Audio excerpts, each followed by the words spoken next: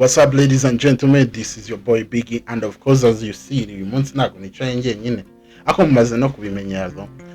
I'm with a counselor of life, a counselor of health issues, but more here we have to talk about depression. You might think you don't have depression, ukabona umuntu nyine backwards or in forth, physically ari active ariko mentally cyangwa inside akigenda rwose yabaye depressed. Urugero nkanjye, I'm depressed. We're coming in a few. This is Get Inspired. Turi kumwe na SICOMERENTO podcast. You see there are two channels collaborating but discussing one topic. We come in.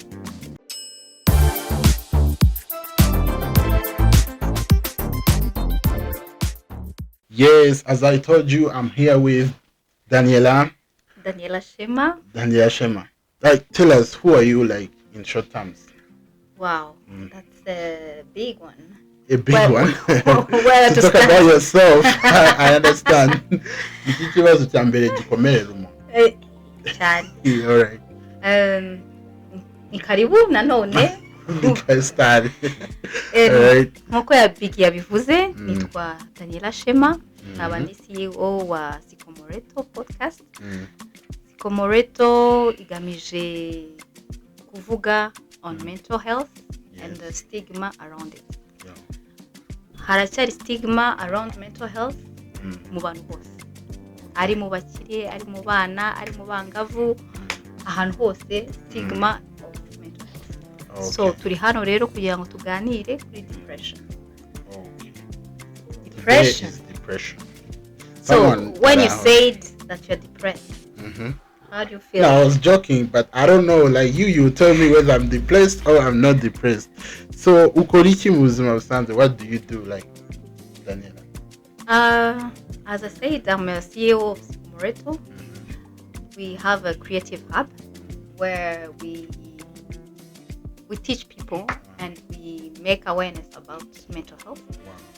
So around the hub, we help people through therapy, through music, through art, through dance. Yeah, you can see that this art is very beautiful. So nababwira come through munayigura.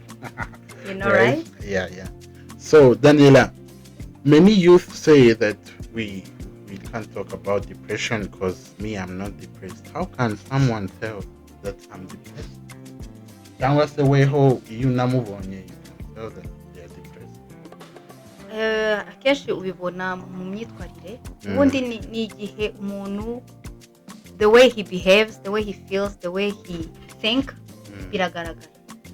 Kuko bajya bavuga what you think is what you are.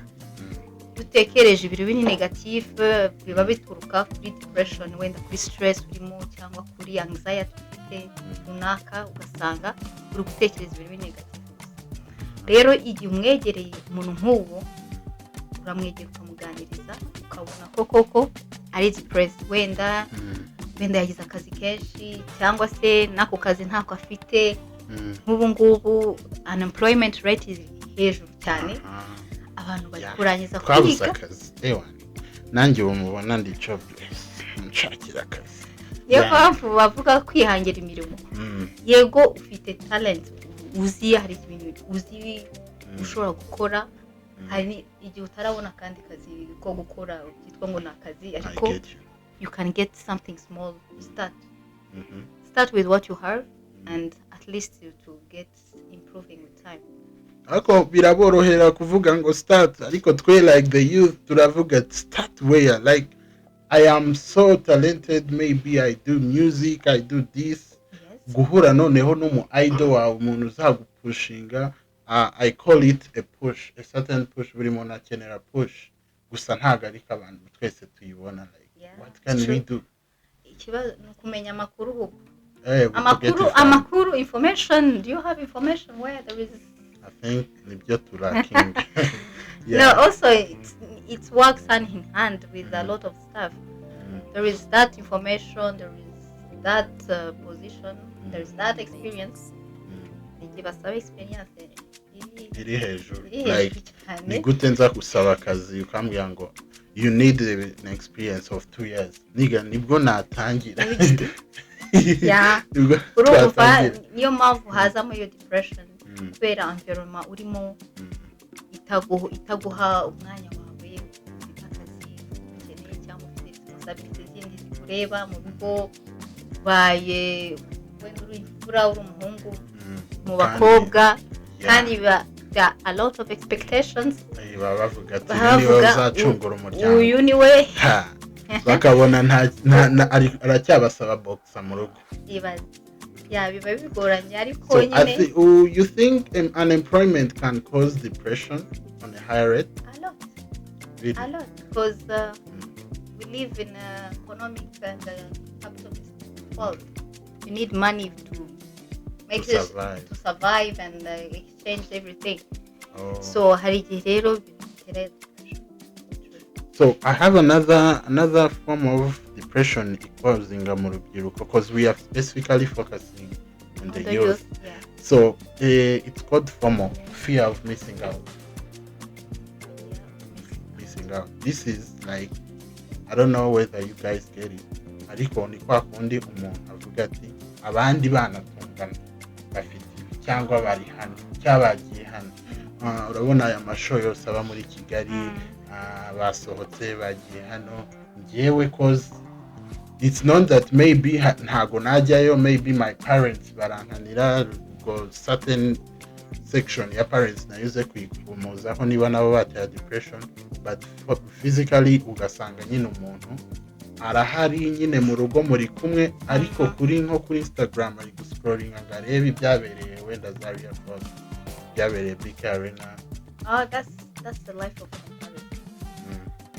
Boss is abagenzi generation igihe kumujita ushaka kuba nkundi ukareba ukavuga amaboko mu mutwe why not mbigereho ugashaka kumera nkawe kandi ntuzi ibyo yaciyemo kugira ngo abigereho, ntuzi ko yabigenje ariko you feel like you want to be like the other person. Nanjye hari igihe urebye umuntu ukavuga ati uriya muntu ko tungana hari gutwara imodoka imeze kuriya gute, nanjye ejo bundi rwose ngombe nyishake. hari ishyari ryiza, hari na rya shyari ribi. Hari ishyari uvuga okay I'm gonna work hard, I get it, ariko hari rya shyari uvuga niyo nakwica umuntu ariko mbona iriya modoka ngombe monira modoka. Imitekerereze ni ya mindset iri negative cyangwa positive. So is that a kind of depression cyangwa ni? Sure, it is kuko usanga nyine ahora livinga mu buzima bw'undi ntago aba we, ntago yumva anyuzwe, akabona mu influencer kuri Instagram kuri iki we already ari mu kazi ari kwamamaza nk'ibyo bintu, we akagira ngo maybe uwo mu influencer arabifite nanjye I have to be like that, so they don't know how to separate them. Niki wabwira umuntu koko I don't know, nanjye icyo nakubwira ko ubwo niba ubona ko inspiring uwo muntu mwigireho hari ibyiza afite hari n'ibibi, ugenda umwegera umubaze se wabigenje ute, yihe nzira wanyuzemo kugira ngo ugere kuri uru rugero. Hari abandi bavuga just networking but they don't show you the way.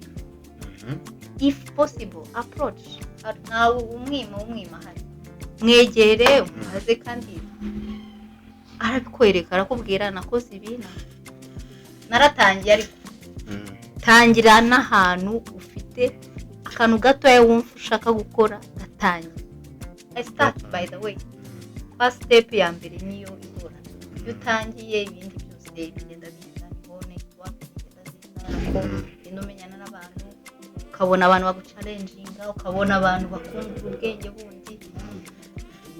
Just start. Nicyo nakubwira, start with what you have. Don't wait to be perfect, don't wait to the right time. Start with what you have. Well, that's a good another idea. So, and what about family expectation? Kwa kundi family bivuga ngo ewa wowe tuzakurihira tuzagushora amariko nawe uzaducungura. So za expectations za family usanga umuntu ahora kugeza urangije kwiga ugomba kwita ubona amafaranga ugomba kwita ubona akazi ugomba kwita ushaka umugore ariko ntabwo life is not structured like that. There are ups and downs. Ugomba kumenya ko hari igihe byanga akamenya ko hari igihe nyine ugomba kwirinda kwiyubaka nawe. Oya noneho think about a girl bo baramurihiye donc yanaje kaminuza just to kurangiza amasomo kugira ngo nibajya kumukwa bazamukwe inka nyinshi. Ubwo umukobwa wacu yarize, right? That's the way we are on this page. Rero ugasanga umukobwa araho ategereje ko agomba gushaka umugabo w'umukire because it's a trend aho kugira ngo sinshake umugabo w'umukire, maybe I would rather quit. Yeah. Ibyo bintu uvuze mbizi mu muco w'Uganda. Uganda iyo bagiye gukwa in Uganda hariya weddings are getting so expensive. Even here weddings are getting expensive. Yeah. Ugasanga umuhungu agiye gufata amalone kugira ngo ashake muri uwo muryango. Ugasanga hari igihe atakwiyereka nk'uko ari. Okay. Agiye afashe loan for the wedding cyangwa agiye hari undi we watiye n'inzu n'ibikoresho byose abesha umukobwa ko me I'm well, I'm rich. Amugejeje inside arumirwa. Amugejeje after 1 week. Umuntu wese akazaza avuga iyi ni intebe yanjye nari namutije umugore asigara hasi. Umugabo aramubwira ati ibintu washakaga se ibintu nari nabishatse nyine ariko ntabwo ari byo. Urumva ko bitera indi stress cyangwa kwimagine ibindi bintu ukaba undi muntu utari. Wow. But how do we overcome that now? Umukobwa agenda moving in adakoze ubukwe bashaka uko bimariye badagiye muri basi bakore civile. What can we do about that? That's a choice. That is choice of both of them. Hari igihe yego waba umukobwa baba bashaka ubukwe waba umuhungu nabo nibo bagomba kwicara bakaganira kuko nibo bazubaka. Both of them, not the families now. The family sometimes depends. Okay. Depends. Hari igihe mushobora kwicarana nka famille mukabiganiraho mukavuga mu bushobozi dufite ni ibi twumva twakora kandi numva ari byo byakabaye byiza kuko nyuma y'ubukwe bw'amasaha but the life of home marriage is lifetime. It takes time, so urajya ku draining abana banyu muvuga ngo if you're not rich or what you're not taking my girl. Yeah, nibyo nitudakorera ubukwe Jaria Hall Romantic Gardens ubwo ntago ari ubu. That's how parents nowadays are. Kandi noneho on top of that ugasanga noneho mu rugo rwabo bagiye nko gukodesha inzu y'ibihumbi 300 ku kwezi barakoresheje miliyoni 20 mu bukwe batanayakorera ahubwo cyangwa agomba kwishyura nayo madeni yafashe. That's not right. That's why they say you have to have a proper plan. Sit with your husband, with your wife, be planning. Kuko famille yego playing a role nini kugufasha ariko ni mwebwe muzuba. So ladies and gentlemen, you had her right. That's a counselor of health uzobereye muri case turimo ya depression, and of course we are coming back in a few with the hot seat tumubaze the other questions you all know that are hot. Yes sir.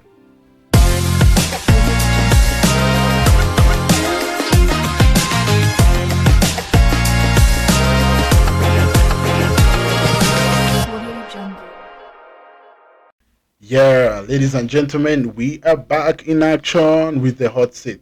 The hot seat is the segment of our show Get Inspired SICOMERENTO podcast, but we get to ask questions. Now, hari ibibazo mwabajije, like you ask Daniella these questions, you ask her what we can do about this, you know, way yabaye urubyiruko mbere yacu. So you can't ask me questions. Still, it's a problem. So here goes someone. She or he, I don't know, because it was a poll on Instagram.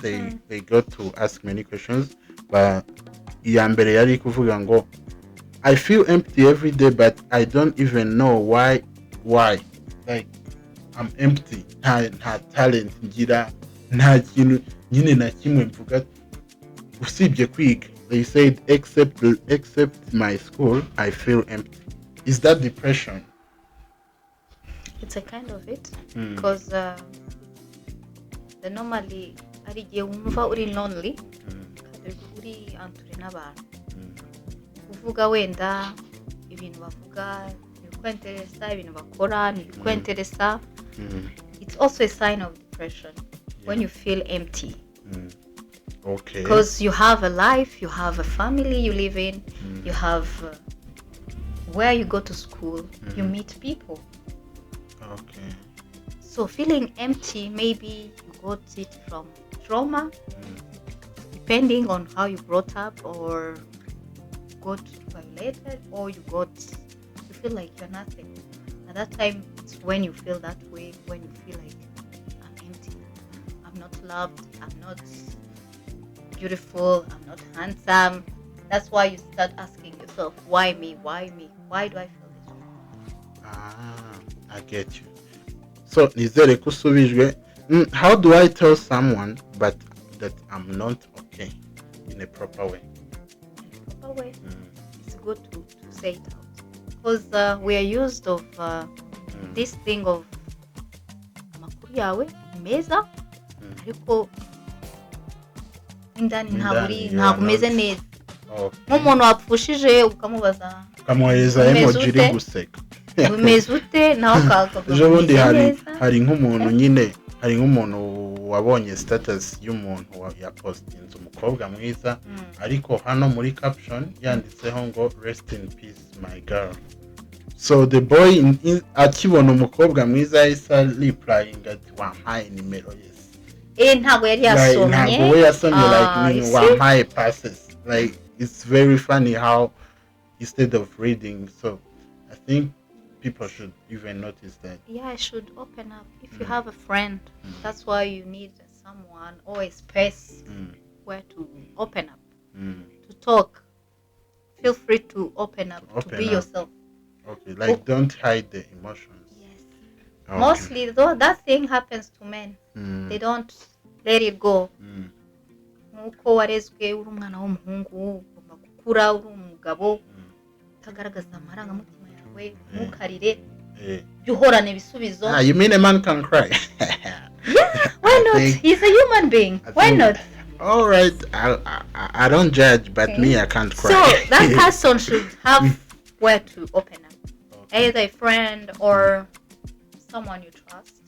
Kuko ari igihe opening up umuntu ugasanga ahubwo abantu bose niwe bari kuvuga. So be careful on who to talk to and who to open to. Yeah. All right. So another one, I was like, what if my family doesn't believe depression? We are in Africa. Ni guto mbwira ngo ngiye kuvuza umwana wanjye depression. Wabaye. Even they are saying like that. They're like, man up. Genda ukarabe birashira, ariko amazi birashira. Amazi birashira, ariko ntabwo aba ari byo. Abakeneye umuntu aganiriza, abakeneye biba bibaye tumva. Niyo mpamvu usanga suicides ziri kwiyongera, ubwicanyi, ukibaza se aba bantu kubera iki bakwica muri ubu buryo. Aba yabuze ahantu avugira. So another one yaravuze ngo I am gay but I'm afraid of this society. Is that even concerned with our depression, or but let's talk about that too now. That's for that person is a feeling. Ariko transgenders and no, he's just gay, but in Rwanda you can't be proud to be gay. No, you show off. At least I've seen some lesbians. I've seen them, but now talk about a gay. kandi bamufate nk'umuntu nyine n'ubundi muzima uvuga ibintu bizima, but on that part they don't concern. How do you engage in that? There are communities for that. I'm not sure what to say, but he's also a human being. He has rights, like all of us. He has rights to love, he has rights to eat, to have medicine, so if he feels like he's proud of it, he can open up into the society. Depends on which society we are speaking of Rwanda. We are not even anywhere. Out there, I don't know how to say it. All right. So what if he was your kid now? It's a choice. It's a choice. Imana izadufashe niba bikireba iki kiganiro. So about the sorry, where does God comes in within the topic? God created man in his God image, and he gave him everything to rule everything. Imuha uburenganzira bwo kwita amazina y'ibinyamaswa, so imuha n'ubwenge bwo guhita. Niyo mpamvu Imana ikwihorera ikavuga, you have the way to choose. I gave you the brain to think.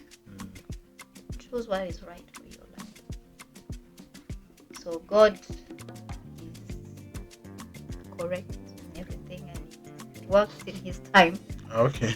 Yeah. Okay, so another one also said, like, when you see the community of Rwanda, right?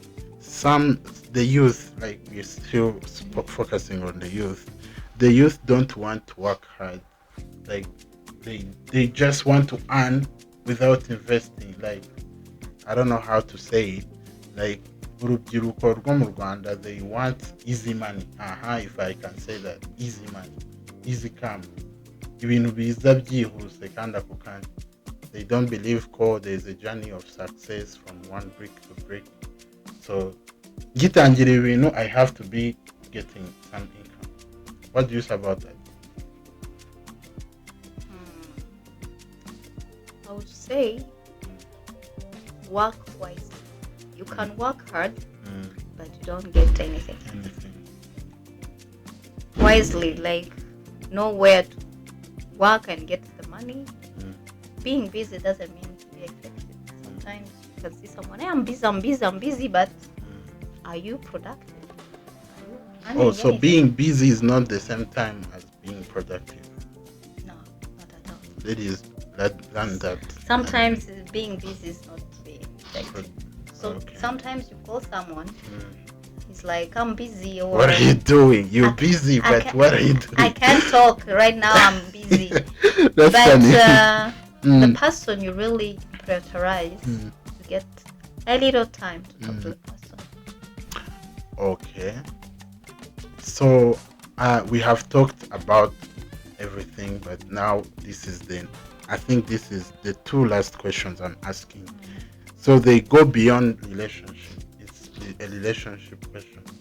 Like, do someone in the ages of after being 18 directly having a boyfriend and a girlfriend is a choice or is a force? Is it concerned? Like, can someone live without a girlfriend? What's that girlfriend boyfriend situation? Wow. Okay. Yeah, that's a good what question. I was calling, like, structured life. They feel like if you finish your studies, you have to go to work, you have to get married, you have to.